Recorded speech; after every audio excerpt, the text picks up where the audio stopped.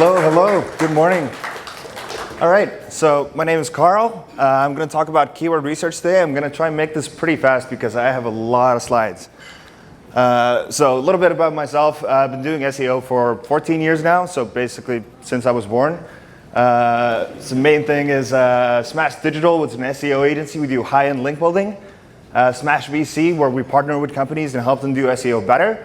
And then I have a portfolio of affiliate sites. And why keyword research? So like Matt said, content and links are what drive SEO. But even if you kill it with on-page content, link building, all of that stuff, if you don't know what you're supposed to rank for, if you don't know it's possible to rank for those things, all of that is basically wasted. So ultimately, you need to figure out what are the right topics to talk about, what it takes to rank for those topics, and keyword research gives you all of that. So keyword research ultimately gives you data. So is this a good business to even start? What products should I be launching? Do I have a chance to rank for those? Do I have the resources to be able to rank for those topics? And more importantly, when can I start making money with this? Is this something that I can rank for in 6 months, in 12 months, 3 years? And with SEO, it's a long game, but you always want to start with the easiest topics. Like, how can I start making money as fast as possible? Because the more resources you have to put towards SEO, that starts to compound, similarly to investing. And with keyword research, effectively, there's a 4-step process. So we always want to start off by building a master list. So mapping out every single keyword in our industry. The next step is rankability, so figuring out if we can actually rank for these terms or not. Then assessing the potential, like are these keywords going to make us money? How much money can we make with it? And then also the cost of it. So what is it going to cost to pull this off, and kind of figuring out where to allocate your resources. So why start with a master list? Main thing, you don't know what you don't know. So when it comes to a product, an article, whatever it may be, we have ideas in our head of what people want, but keyword research gives us all the information. Do people want to buy a standing desk, a corner desk, adjustable desk, whatever it may be? The numbers don't really lie. And like Matt said before, content clusters are extremely important nowadays. So figuring out everything in your industry that you can cover, and then you need to prioritize the different topics and cover, start with the lower competition and then move up slowly. So when you have every keyword in the industry mapped out, you know where to go. You can structure the site much easier, and you can really understand the potential of your business. And keyword research isn't only for SEO. It's also critical for business because there's a lot of things you can learn from that. Like I mentioned before, what kind of products you can source, start, also what problems your customers are having. So what questions they're asking about it, and that can make things like the sales process much easier. So building your master list, there's a few different ways to do it. The number one thing we always start with is just brainstorming. So I'm going to use the example of drums, like drum kits.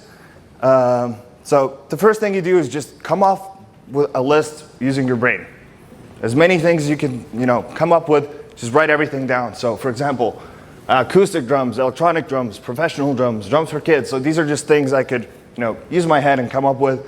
And that's usually our starting point. So then you can use tools like Ahrefs, SEMrush to kind of expand on this list. So you can type in drum set, it will give you beginner drum set for adults, for kids, different brands, and you can note all these ideas down, and everything in your master list, put it in the tool and start putting them in Excel in different categories. Next thing you can do is use Wikipedia. So if I go to Wikipedia, type in drumming, I can get a lot of ideas if I'm not an expert on what else is there. Drumsticks, galloping, the shapes of drums, lists of drummers. And again, this gives us much more information about the industry, what people are interested in. And again, you can use the same strategy of using the SEO tools to start mapping out these different categories. And you can already see that before we're just talking about drum kits themselves.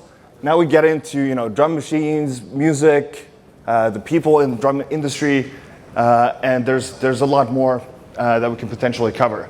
So if I had an affiliate site for drum kits, one idea I maybe not have thought of before is like, what drum set does the drummer of Nirvana use?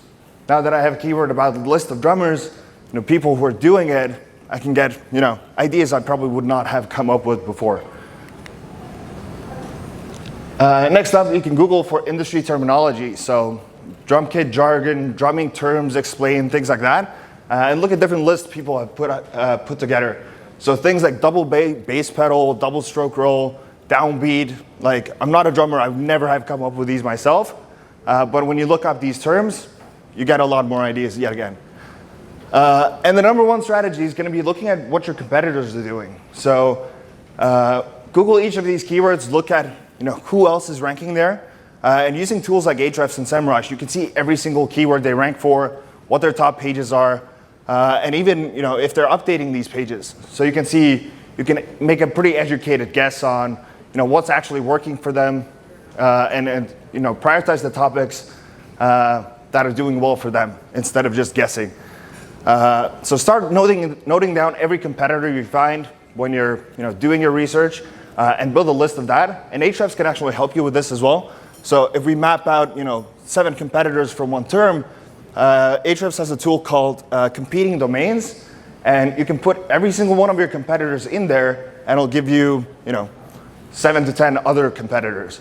So you can end up with a list of 100 competitors, put them into Excel, list down their authority, how much traffic they're getting, link to their keywords, and basically all the keyword research is done by them for you already.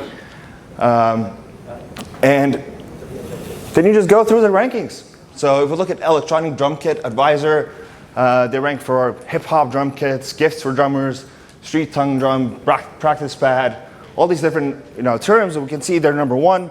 And because they're a low authority site, these are easy terms to rank for.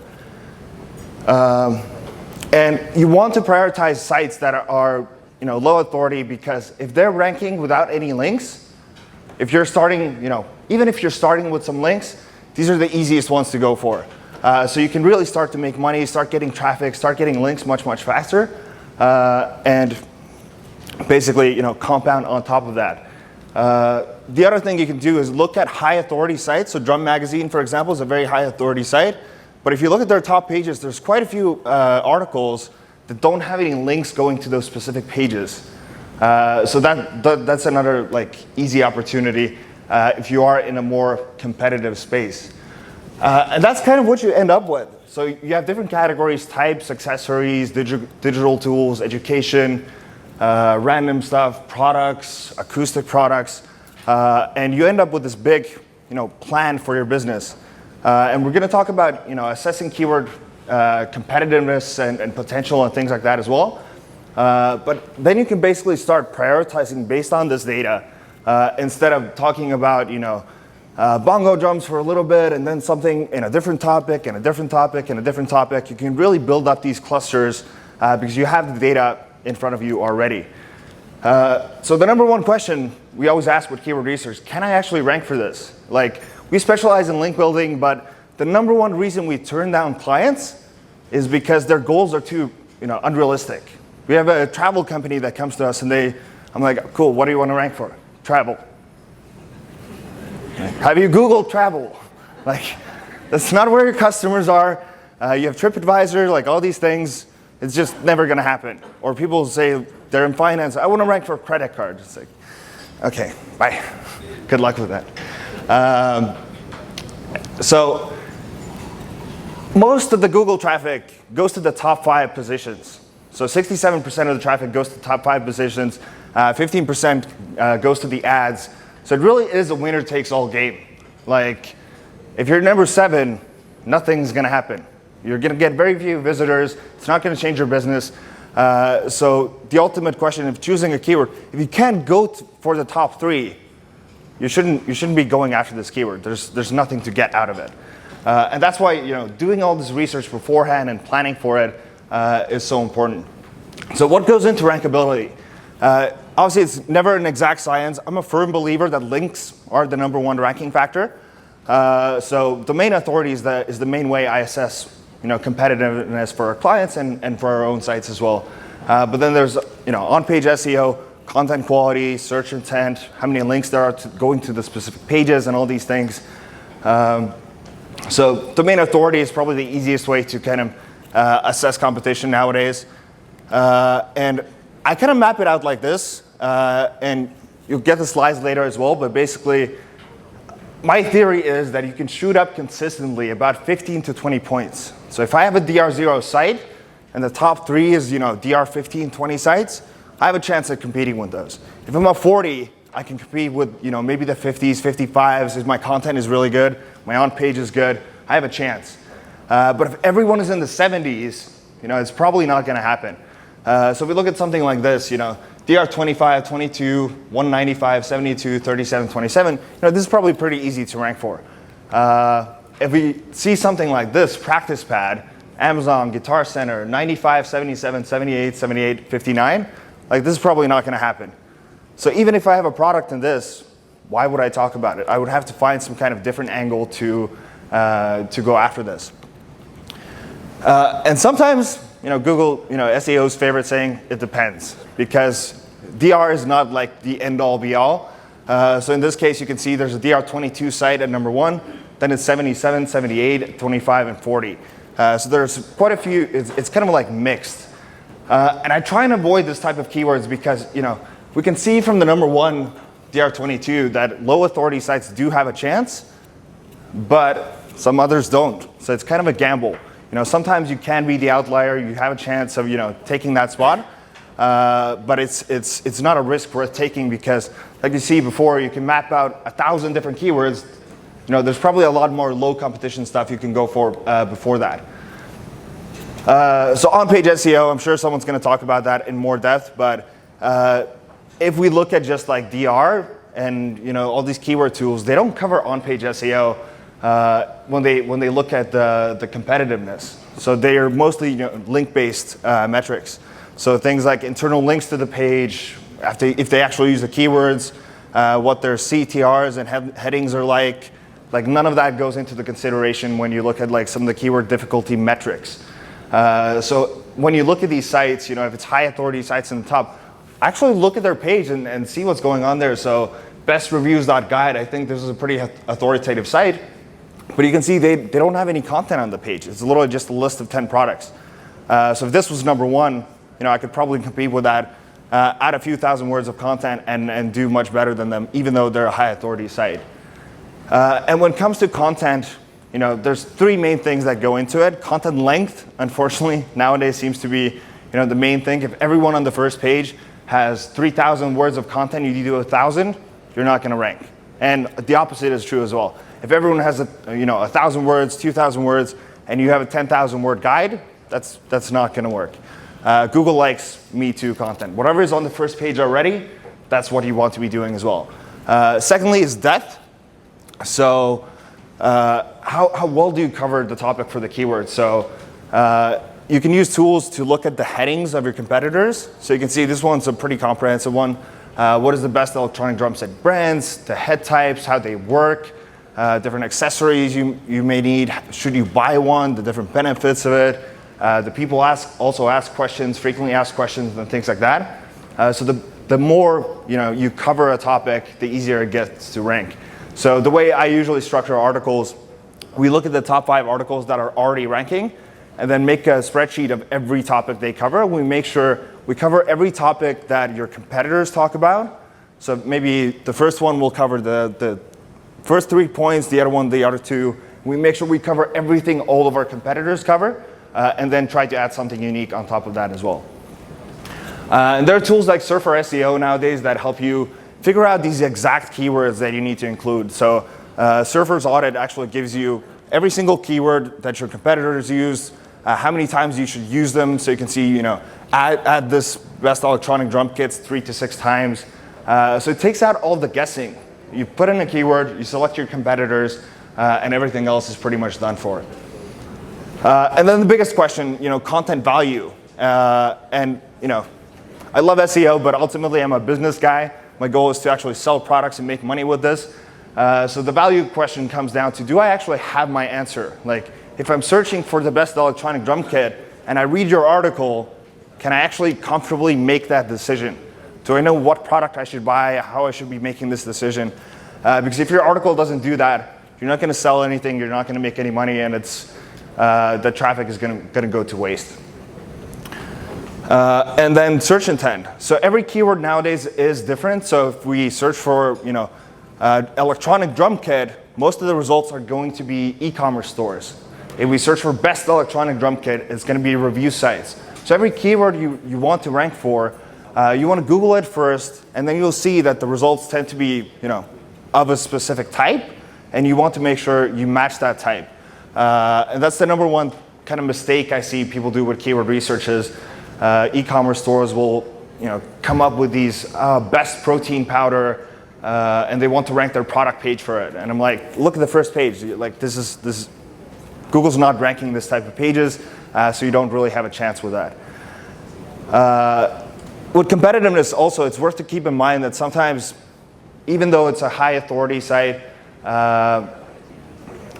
if it doesn't match the search, you could have a more targeted article and outrank them. So in this case, if you search for where to sell textbooks in person, the number one article is about where to sell used books.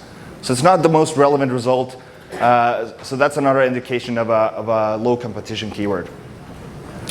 And then lastly, links to page. So even if there are low authority sites, if someone has a lot of links going to that very specific page you're competing against, that can be a dangerous signal. So then the question becomes, can I build the same amount of links, the same quality of links? So that's another thing you take into consideration. But you want to make sure the links are actually good, because a lot of these pages get syndicated. So we look at one of these guys.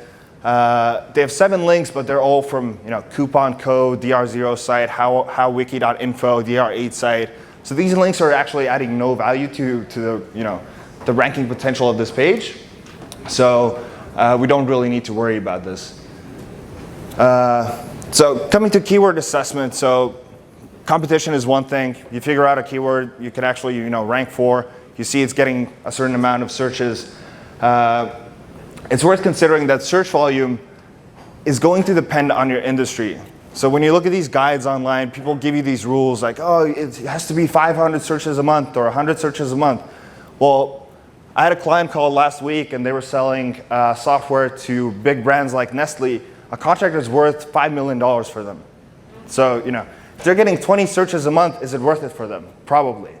If I'm selling, let's say, phone cases or coffee cups or something, okay, 20 searches a month, probably not going to be very helpful. It's worth considering that search volume is a guess by these tools. No one actually knows how many people are doing this, and most searches have never been made before. So I think it's something like 65% of the searches are brand new. So if people type in, as SEOs, we Google something like best electronic drum kit, but a lot of normal people Google things like best electronic drum kit that's pink for a 14-year-old girl's birthday. Like, you're not going to see that in any keyword tool ever. And a page is ranked for hundreds of keywords. And even with these tools, so if you look at how to play drums, this page ranks for 851 keywords. Like, you're not going to map all of those out. Each one of those has a different search volume. For some of those keywords, you're going to be number 1. You're going to get 30% of the clicks. For some of them, you're going to be number 5. You're going to get much less clicks. So there's really no way to kind of map out exactly how much traffic you can get from these. So use these as like a very conservative estimate. And on my digital marketing blog, I've gone after keywords that have zero searches a month according to these tools. Yet some of them bring me 5,000 visitors a month. So don't really use them as the end-all, be-all kind of decision maker, but use them to compare against each other. So if we have a keyword like car tires, you would assume that would be if I had a tire company, that's what I want to rank for. 19,000 searches a month. But if we actually look at the best place to buy tires, that has 7,000 searches a month. Which one do you want to rank for? Well, I probably want to rank for best place to buy tires, because for car tires, people are going to be looking for photos, for information, so it's not really as relevant.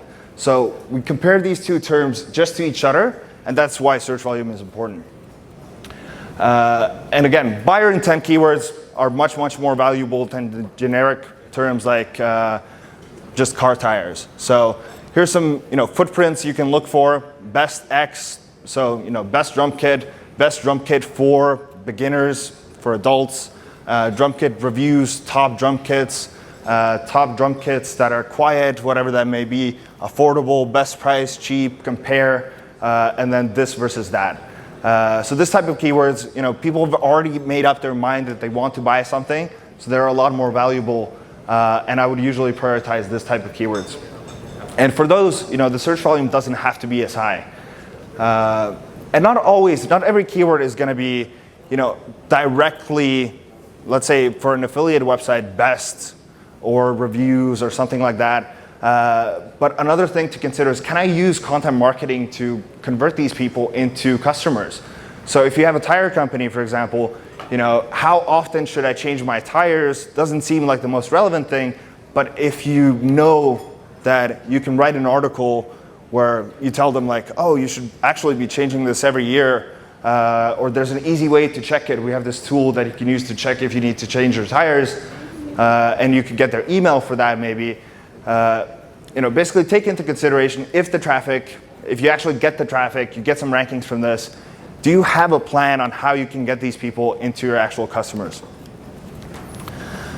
The other thing you want to consider with keywords is what's actually on the first page. So just because it's rankable, we don't have the same search results as we had 5 or 10 years ago where just 10 blue links. There's a lot of different SERP, real estate. There's Google Ads, map results, knowledge panels, Google News, YouTube videos, related questions, a million different things. And sometimes even being number one, you can maybe get 10% of the traffic. So if it's crowded with things like this, like popular products and videos and Google News, like maybe you don't want to go for that keyword, because even if you're number one, you get 10% of the traffic, sometimes it's just not worth it. And the last question with keyword research is, how much work is it going to be? So maybe the search volume is high, maybe it's slightly competitive, but you can kind of start to do the math in your head if you have all this data written down to figure out what it would take to actually rank for this.